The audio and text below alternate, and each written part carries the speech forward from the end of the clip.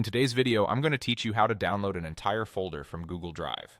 By the end, you'll know exactly how to save a complete folder from your drive to your computer in just a few clicks, along with a few helpful tips to make the process smooth and predictable. First, open a web browser on your computer and go to Google Drive. If you're prompted to sign in, make sure you're using the account that actually holds the folder you want. This avoids that common moment of confusion where the folder doesn't appear because you're in the wrong account. Once you see your drive, give it a second to finish loading, especially if you have a lot of files.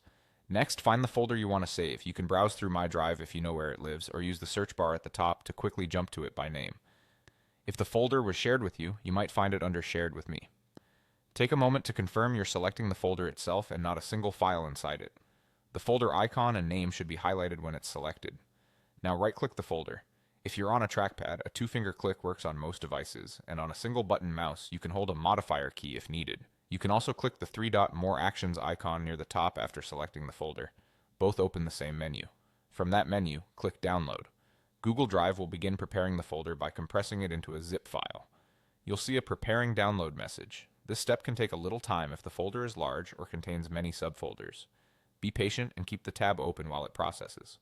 For very large folders, Drive may split the content into multiple zip files automatically. Once the preparation finishes, your browser will start the download.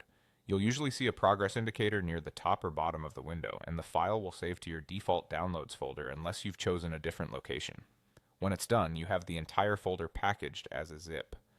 Most computers let you open or extract zip files by double-clicking, but you can leave it as is if you simply needed a backup. If the download doesn't start, check for any pop-up or multiple download prompts from your browser, and make sure you have permission to access the folder, especially for items shared with you. Large folders also need enough free space on your computer to save. That's all there is to it. Log in, locate the folder, right-click, and choose Download. Simple, reliable, and perfect for backups or moving work offline.